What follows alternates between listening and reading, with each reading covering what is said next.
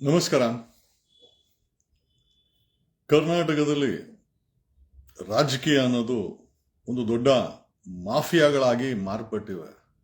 ಅವ್ರೇನೇ ಮಾಡಿದ್ರು, ಅವ್ರೇನೇ ಸುಳ್ಳು ಭಾಷಣ ಮಾಡಿದ್ರು, ಅವ್ರೇನೇ ವ್ಯವಸ್ಥೆ ಮಾಡಿದ್ರು, ಏನೇ ನಿರ್ಧಾರ ತಗೊಂಡ್ರು ಕೂಡ ನಾವುಗಳದು ಮೂರೂ ಪಕ್ಷಗಳು, ನಾನು ಮುಂಚೆ ಬರೀ ಬಿಜೆಪಿಯನ್ನ ವಿರೋಧ ಅನ್ಕೊಂಡಿದ್ದೆ, ಬಟ್ ಖಂಡಿತವಾಗಿ ಮೂರೂ ಪಕ್ಷಗಳು ಭ್ರಷ್ಟಾಚಾರದಲ್ಲಿ ಮುಳುಗಿ ಭ್ರಷ್ಟರನ್ನ ಸಲಹಿ ಇಡೀ ವ್ಯವಸ್ಥೆಯನ್ನ ಗಬ್ಬುನಾಥ ಹೊಡೆಯೋ ರೀತಿನಲ್ಲಿ ಮಾಡಿಟ್ಟಿದ್ದಾರೆ.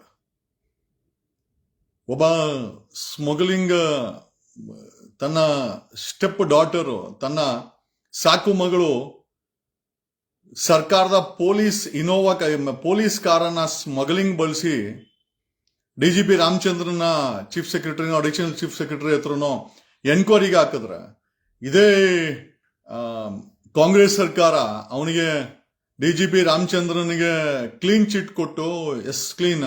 ಅದೇ ಒಬ್ಬ ಸಾಮಾನ್ಯ ಮನುಷ್ಯ ಏನಾದ್ರು ಸ್ಮಗ್ಲಿಂಗ್ ಮಾಡಿದಿದ್ರೆ ಬಿಡ್ತಿದ್ರ ಈ ಒಂದು ಸರ್ಕಾರಗಳು? ಏನೂ ಇಲ್ಲ, ಬರೀ ಒಂದು ವಿಡಿಯೋ ಮಾಡಕ್ರೆ ಸುಳ್ಳು ಕೇಸ್ಗಳನ್ನ ಹಾಕುವಂಥದ್ದು, ರೌಡಿ ಶೀಟ್ಗಳನ್ನ ಓಪನ್ ಮಾಡೋವಂತ ಈ ಕಳಂಕ ಸರ್ಕಾರಗಳು. ಒಬ್ಬ ಡಿಜಿಪಿ ರಾಮಚಂದ್ರನ್ಗೆ ಸ್ಮಗ್ಲಿಂಗ್ ಕೇಸಲ್ಲಿ ಸರ್ಕಾರದ ಕಾರನ್ನು ಬಳಸಿದ್ರು, ಕ್ಲೀನ್ ಚಿಟ್ ಕೊಟ್ಟು ಹೊರಡೆ ಸೇರ್ಕೊಂಡವರು ವಿಡಿಯೋ ಟೇಪ್ಸ್ ಹೆಣ್ಣು ಮಕ್ಕಳ ಜೊತೆ ಹುಚ್ಚುಚ್ಚವಾಗಿ ನಡ್ಕೊಂಡು ಆ ವಿಡಿಯೋಗಳು ಸಾಮಾಜಿಕ ಜಾಲತಾಣದಲ್ಲಿ ಪ್ರಸಾರ ಆಗಿ ಜನ ಕ್ಯಾಕರ್ಸ್ ಉಗಿದ ಮೇಲೂ ಸಹ ಆ ವಿಡಿಯೋಗಳು ನಿಜ ಅಂತೇಳಿ ಸರ್ಕಾರನೇ ಹೇಳದ ಮೇಲೆ ಏನ್ ಡೀಲ್ ನಡೆದಿರ್ಬೋದು?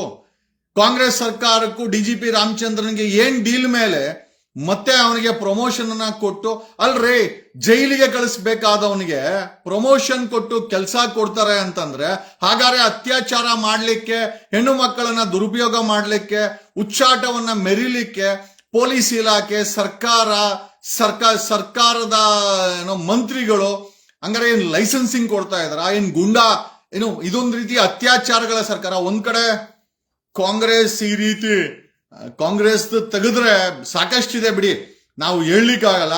ಅಲ್ಲ, ಒಬ್ಬನ ಜೈಲಿಗೆ ಕಳಿಸ್ಬೇಕಾದಂತ ಡಿಜಿಪಿನ ಪ್ರಮೋಷನ್ ಕೊಟ್ಟು ಇನ್ಯಾರ್ಯಾರನ್ನ ಒಂದು ಮಂಚನೋ ಹಾಕ್ರಿ, why don't you put a cot, ಯಾವ್ದಾರ ಒಂದು ಫ್ರೆಂಚ್ ಬೆಡ್ಡೋ ಬ್ರಿಟಿಷ್ ಬೆಡ್ಡೋ ಒಳ್ಳೆ ಚೆನ್ನಾಗಿರೋ ಬೆಡ್ಗಳನ್ನ ಹಾಕಿ ಸರ್ಕಾರದ ಕಚೇರಿಗಳಲ್ಲಿ ಇಂಥವ್ರಿಗೆ ಬಡ್ತಿ ಕೊಟ್ಟು ಪ್ರಮೋಷನ್ ಕೊಟ್ಟೋದ್ಗೆ ಒಳ್ಳೊಳ್ಳೆ ಬೆಡ್ಗಳನ್ನ ಒಳ್ಳೊಳ್ಳೆ ವ್ಯವಸ್ಥೆಗಳನ್ನು ಮಾಡಿದ್ರು ಸಹ ಅಲ್ಲ ಮಾಡ್ತೀರಾ ಮಾನಗೇಡಿಗಳು ನೀವು. ಜನರಿಗೆ ಸುಳ್ಳು ಹೇಳ್ಕೊಂಡು, ಜಾತಿ ಮತದ ಅಂತರ್ಭೇದಗಳನ್ನ ಮಾಡಿಕೊಂಡು, ಅಹಿಂದ ಅಂತ ಹೇಳ್ಕೊಂಡು, ಜನರಿಗೆ ಮೋಸ ಮಾಡಿಕೊಂಡು ಅಧಿಕಾರಕ್ಕೆ ಚುಕ್ಕಾಣಿ ಹಿಡಿಯುವಂತ ರಾಜಕಾರಣಿಗಳು ನೀವು ಏನು ಮಾಡಲ್ಲ. ಒಂದು ಕಡೆ ಕಾಂಗ್ರೆಸ್ ಈ ರೀತಿ ಗಲೀಜ್ ಕೆಲಸ ಮಾಡ್ತಾ ಇದ್ರೆ, ಒಬ್ಬ ಕಳಂಕ ಡಿಜಿಪಿಯನ್ನ ತಗೊಂಬಂದು, ಅಲ್ರಿ ಜನರಿಗೆ ಸಮಸ್ಯೆ ಆದ್ರೆ ಪೊಲೀಸ್ ಇಲಾಖೆಗೆ ಹೋಗ್ತಾರೆ. ಪೊಲೀಸರು ಒಬ್ಬ ಇನ್ಸ್ಪೆಕ್ಟರ್ ಇಂದ ಹಿಡಿದು ಡಿಜಿಪಿ ವರ್ಗುನು ಹೆಣ್ಣು ಮಕ್ಕಳನ್ನ ಕಾಡೋ ಮೃಗಗಳು ಅಂತಂದ್ರೆ, ಅಂತವನಿಗೆ ಈ ಸರ್ಕಾರ ಬದಲಾವಣೆ ಯಾಕೆ ಬೇಕು ಅಂತ ಕರ್ನಾಟಕದಲ್ಲಿ ರಾಜಕೀಯ ಮೂರೂ ಪಕ್ಷಗಳನ್ನ ಬಿಟ್ಟು ಬದಲಾವಣೆ ಯಾಕೆ ಬೇಕು ಅನ್ನೋದಕ್ಕೆ ಇವ್ರುಗಳೇ ಉದಾಹರಣೆ ಕೊಡ್ತಾ ಇದ್ದಾರೆ.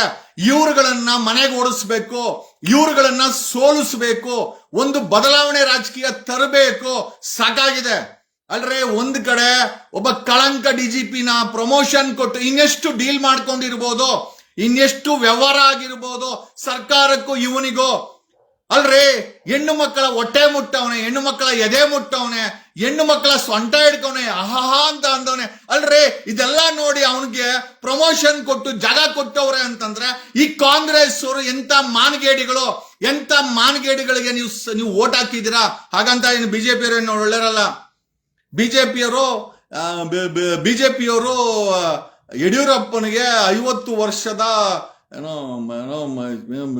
ಶತಮಾನೋತ್ಸವನೋ ಜನಮಾನೋತ್ಸವನೋ ಏನೋ ಒಂದು ಅಲ್ರೇ ಲೆಕ್ಕ ಹಾಕೊಳ್ಳಿ. ಈ ವ್ಯಕ್ತಿ ಮೇಲೆ, ಈ ಯಡಿಯೂರಪ್ಪನ ಮೇಲೆ ಪೋಕ್ಸೋ ಕೇಸ್ ಇದೆ, ಸುಪ್ರೀಂ ಕೋರ್ಟ್ ಸ್ಟೇ ಆಗಿರ್ಬೋದು. ಒಬ್ಬ ಪೋಕ್ಸೋ ಆರೋಪಿಯನ್ನ ತಗೊಂಬಂದು ಪ್ರೊಜೆಕ್ಟ್ ಮಾಡ್ತಾರೆ ಬಿಜೆಪಿಯವರು ಅಂತಂದ್ರೆ, ನಾವುಗಳೇನು ಗೆಣಸ್ಕೀಳೋರ, ನಾವುಗಳೇನು ದಡ್ರ ಅಂದ್ರೆ ಮೂರೂ ಪಕ್ಷಗಳು ಇದೇ ಕೆಲಸನೇ. ಯಾರಿಗೂ ಕೂಡ ನೈತಿಕತೆ ಇಲ್ಲ, ಯಾರಿಗೂ ಕೂಡ ಅಂದ್ರೆ ಆಲ್ಟರ್ನೇಟಿವ್ ಕರ್ನಾಟಕದಲ್ಲಿ ಈ ಹೊಲಸನ್ನ ನೋಡಿ, ಇವ್ರು ಮಾಡ್ತಾ ಇರುವಂತ ಗಲೀಜನ್ನ ನೋಡಿ ನಿಜವಾಗ್ಲು ಅಲ್ರಿ ನಾಳೆ ಚಿತ್ರದುರ್ಗದಲ್ಲೇ ಎಲ್ಲೋ ಆ ಪೋಕ್ಸೋ ಆರೋಪಿನ ತಗೊಂಬಂದು ಈ ಬಿಜೆಪಿ ಅಂದ್ರೆ ಅವ್ರಿಗೆ ಅಧಿಕಾರ ಬೇಕು. ನೆಕ್ಸ್ಟ್ ಕುಮಾರಸ್ವಾಮಿ ಜೊತೆ ಅಧಿಕಾರ ಬೇಕು. ಕುಮಾರಸ್ವಾಮಿ ಏನಾದ್ರು ನೆಕ್ಸ್ಟ್ ಏನೋ ಪ್ರಜ್ವಲ್ ರೇವಣ್ಣನ ತಗೊಂಬಂದು ಅವ್ರನ್ನ ಅಭಿಮಾನೋತ್ಸವ ಮಾಡಿ, ಯಡಿಯೂರಪ್ಪನಿಗೆ ಮಾಡಿದ ಮೇಲೆ ಪ್ರಜ್ವಲ್ ರೇವಣ್ಣಗೆ ಮಾಡಿದ್ರು ಇವ್ರು ನಾವೇನು ಆಶ್ಚರ್ಯ ಪಡಬೇಕಾಗಿಲ್ಲ. ಮುಂದಿನ ದಿನಗಳಲ್ಲಿ ಒಂದು ನೈತಿಕತೆ ಇಲ್ಲ, ಒಂದು ಜವಾಬ್ದಾರಿ ಇಲ್ಲ. ಇವ್ರು ಮಾಡಿದ್ದೆ ಆಟ. ಇವ್ರು ಮೈಕ್ ಹಿಡ್ಕೊಂಡ್ರೆ ಊಟ ಗತಿ ಇಲ್ಲ ಅಂದ್ರೂ ಪರವಾಗಿಲ್ಲ, ಅಲ್ರಿ ಕೆಲಸ ಮಾಡ್ರೋ ಬೇಕೂಫುಗಳ ಅಂತಂದ್ರೆ ಇವ್ರ ಭಾಷಣಗಳನ್ನ ಕೇಳುವಂತ ಮಟ್ಟಕ್ಕೆ ವ್ಯವಸ್ಥೆಯನ್ನ ಬೆಳೆಸಿದ್ದಾರೆ. ಮೂರೂ ಪಕ್ಷಗಳು ಕರ್ನಾಟಕದಲ್ಲಿ ಎಷ್ಟು ವಲಸು ಮಾಡಿದೆ ಅಂತಂದ್ರೆ, ಮುಂದೆ ಗೆದ್ದು ಬರುವಂತ ಯಾವುದೇ ಸರ್ಕಾರ ಆಗಿರ್ಬೋದು, ಜನಪರ ಸರ್ಕಾರ, ಅದನ್ನ ಸ್ವಚ್ಛ ಮಾಡ್ಲಿಕ್ಕೆ ವರ್ಷಾನುಗಟ್ಲೆ ಹಿಡಿತದೆ. ಆ ಮಟ್ಟಕ್ಕೆ ಗಲೀಜನ್ನ ಮಾಡಿದರೆ. ಯಾರು ಈ ಒಂದು ಐ ಥಿಂಕ್ ಮಾಫಿಯಾಗಳು, ಇವರೆಲ್ಲ ಮಾಫಿಯಾಗಳಾಗ್ಬಿಟ್ಟಿದ್ದಾರೆ.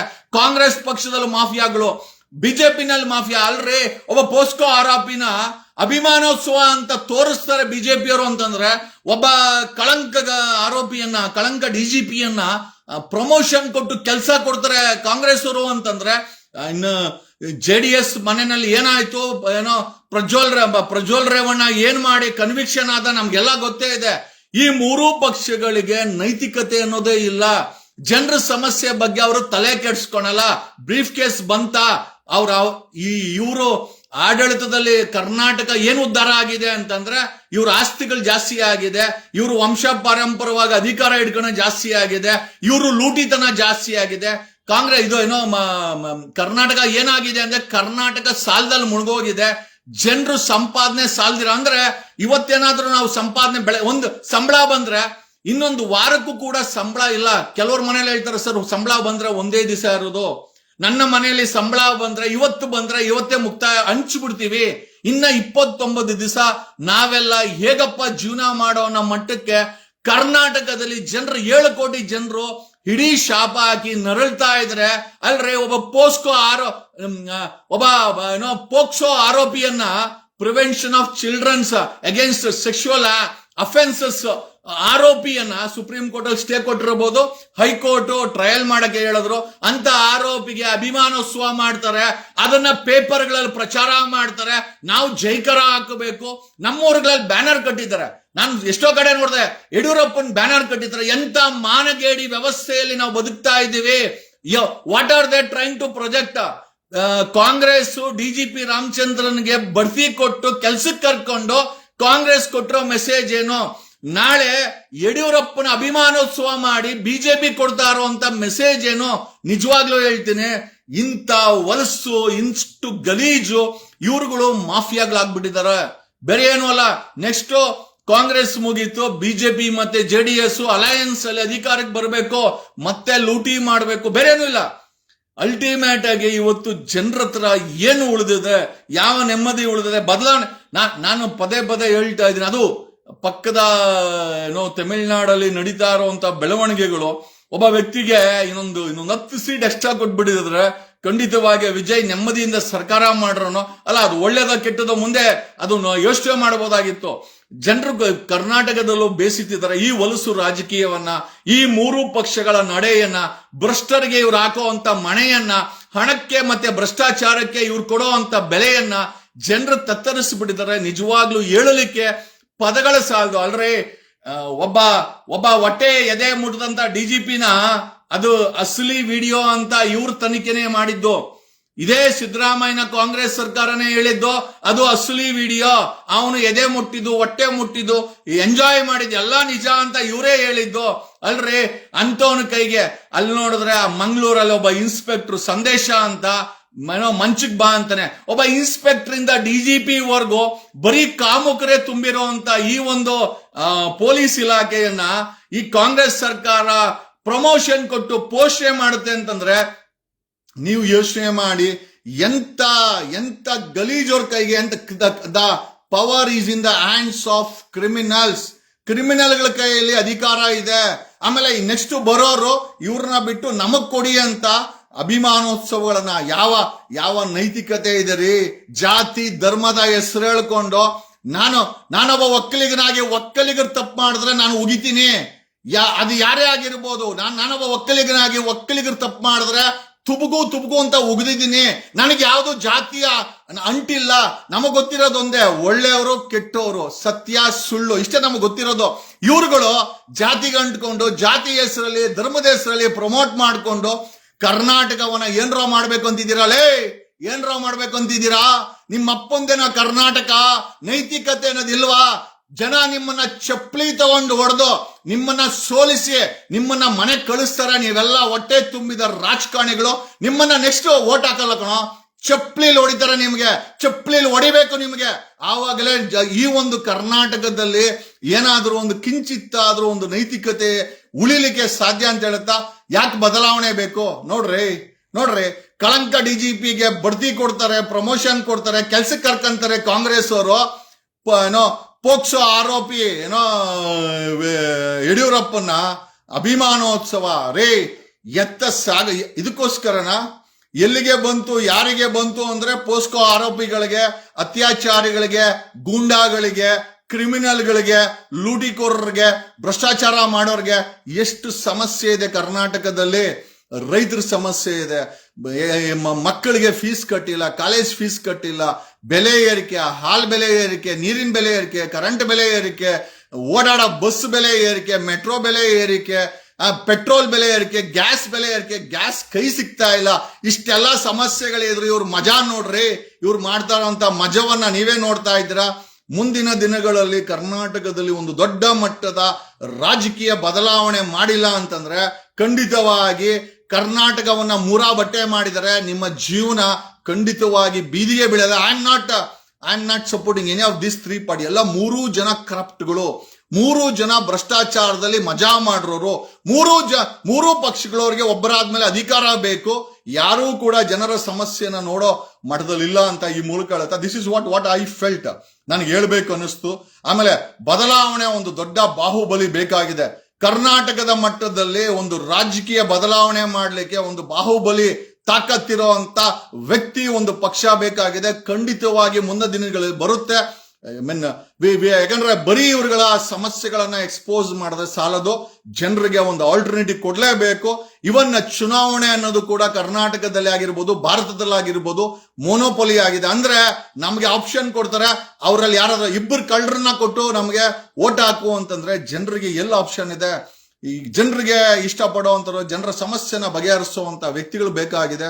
ಮುಂದಿನ ದಿನಗಳಲ್ಲಿ ಬದಲಾವಣೆ ಅನ್ನೋದು ಖಂಡಿತ ಮಾಡಬೇಕು. ಇಲ್ಲ ಅಂತಂದ್ರೆ ನಿಮ್ಮ ಬದುಕಂತೂ ಮೂರಾ ಬಟ್ಟೆ ಆಗಿದೆ. ಹೆಣದ ಮೇಲೆ ನೋಡ್ರಿ, ಒಂದು ಪಕ್ಷಕ್ಕೆ ಓಟ್ ಹಾಕರೆ ಅದು ಹೂವಿನ ತರ ಇರಬೇಕು, flower. It should be like a flower. ನೀವು ಯಾರಿಗಾರು ಓಟ್ ಹಾಕರೆ it should have a symptoms of a flower. Flower ಅಂತಂದ್ರೆ ವಾಸನೆ ಬರುತ್ತೆ, ಮುಡಿಗೆ ಇಟ್ಕೊಳ್ಬಹುದು, ದೇವ್ರಿಗೆ ಹಾಕ್ಬೋದು. ಒಂದು ಪಕ್ಷಕ್ಕೆ ಓಟ್ ಹಾಕರೆ ಅದು ಹೂವಿನ ರೀತಿ ನಿಮ್ಗೆ ಭಾಸವಾಗಬೇಕು. ನೀವು ಹಾಕ್ತಾ ಇರೋದೆಲ್ಲ ಸತ್ತಿರ ಹೆಣಗಳಿಗೆ. ನೀವು ಓಟ್ ಹಾಕರೆ ಅದು ಸತ್ತಿರ ಹೆಣಕ್ಕೆ ಓಟ್ ಹಾಕಿರೋದು. ಆ ಹೆಣ ವಾಸನೆ ಬರುತ್ತೆ. ಆ ಹೆಣವನ್ನ ನೀವು 5 ವರ್ಷ ನಿಮ್ಮ ಹೆಗಲ ಮೇಲೆ ಎತ್ಕೊಂಡು ಹಿಂಗ್ ಸುತ್ತಾಡ್ತೀರಾ. ಆದ್ರೆ ಹೂವು ಆದ್ರೆ ಅಟ್ಲೀಸ್ಟ್ ಸುಗಂಧ ಬರುತ್ತೆ, ತಲೆಯಲ್ಲಿ ಇಟ್ಕೊಳ್ಬಹುದು, ದೇವ್ರಿಗೆ ಕೊಡ್ಬೋದು, ಮನೆಯಲ್ಲಿ ಶೃಂಗಾರ ಮಾಡಬಹುದು. ಇವತ್ತು ನೀವು ಓಟ್ ಹಾಕ್ತಾರ ಎಲ್ಲಾ ರಾಜಕೀಯ ಪಕ್ಷಗಳು ಸಹ ಸತ್ತಿರ ಹೆಣಗಳ ಒಂದು ರೀತಿನಲ್ಲಿ ಬಿಹೇವ್ ಮಾಡೋಂಥವ್ರಿಗೆ ನೀವು ಓಟ್ ಹಾಕ್ತಾ ಇದ್ರ. ಮುಂದಿನ ದಿನಗಳಲ್ಲಿ ಬದಲಾವಣೆ ಮಾಡಿಲ್ಲ ಅಂತಂದ್ರೆ ಈ ಹೆಣಗಳೇ ನಿಮ್ಮನ್ನ ತಿಂದು ಬಿಡುತ್ತೆ. ಅಟ್ಲೀಸ್ಟ್ ಮುಂದಿನ ದಿನಗಳಲ್ಲಿ ಬದಲಾವಣೆ ಮಾಡ್ಲಿಕ್ಕೆ ಒಂದು ಪ್ರಾಮಾಣಿಕ ಪ್ರಯತ್ನ ಮಾಡೋಣ ಅಂತ ಹೇಳ್ತಾ, ಹ್ಯಾಟ್ಸ್ ಆಫ್ ಸಿದ್ದರಾಮಯ್ಯನವ್ರಿಗೆ ಮತ್ತೆ ಪರಮೇಶ್ವರ್ ಅವ್ರಿಗೆ ನಿಮ್ಗೆ ಒಂದು ದೊಡ್ಡ ಸಲಾಮ್. ಅಲ್ರಿ, ಸಾಮಾನ್ಯ ಜನರಿಗೆ ಸುಳ್ಕೇಸ್ ಹಾಕೋದು, ರೋಡಿ ಶೀಟ್ ಓಪನ್ ಮಾಡೋದು, ಇಂಥ ಕಳಂಕ ಬೇವರ್ಸಿಗಳಿಗೆ ಪ್ರಮೋಷನ್ ಕೊಟ್ಟು ಕೆಲ್ಸಕ್ಕೆ ಮಾಡ್ಕೊಳ್ಳೋದು ಎತ್ತ ಸಾಗುತ್ತಿದೆ ಕರ್ನಾಟಕ ಅಂತ ಕೇಳಲೇಬೇಕು. ಜೊತೆನಲ್ಲಿ ಯಡಿಯೂರಪ್ಪನ ಅಭಿಮಾನೋತ್ಸವ ನಿಜವಾಗಲೂ ಕರ್ನಾಟಕದ ರಾಜಕೀಯದಲ್ಲಿ ಒಂದು ಕಳಂಕದ ಉತ್ಸವ ಅಂತ ಹೇಳಲಿಕ್ಕೆ ಇಷ್ಟಪಡ್ತೀವಿ. We don't want this type of examples. ನಮಗೆ ಮತ್ತೆ ಕರ್ನಾಟಕಕ್ಕೆ, ನಮ್ಮ ಮಕ್ಕಳಿಗೆ ಇಂಥ ಉದಾಹರಣೆಗಳನ್ನ ಕೊಡುವಂತ ಅವಶ್ಯಕತೆ ನಮಗಿಲ್ಲ. ಇಂಥವ್ರನ್ನ ನೋಡಿ ನಾವೇನು ಕಲಿಬೇಕಾಗಿಲ್ಲ. ಈ ಅಭಿಮಾನೋತ್ಸವ ಎಲ್ಲ ಬರೀ ಅಧಿಕಾರಕ್ಕೋಸ್ಕರ. ನೀವು ನಾಶವಾಗೋದು ಖಂಡಿತ. 3 ಪಕ್ಷಗಳು ಮುಂದಿನ ವಿಧಾನಸಭೆಗಳಲ್ಲಿ ಅಧಿಕಾರ ಕಳ್ಕೊಂತೀರಾ, ನೀವುಗಳು ಸೋಲ್ತೀರಾ. ನೀವು ಸೋತು ಮನೆಗೆ ಹೋಗೋದನ್ನ ಜನ ನೋಡ್ತಾರೆ ಅಂತ ಈ ಮೂಲಕ ಹೇಳುತ್ತಾ, ಬದಲಾವಣೆ ಜಗದ ನಿಯಮ, ಬದಲಾವಣೆ ಮಾಡಲೇಬೇಕು. ಧನ್ಯವಾದಗಳು.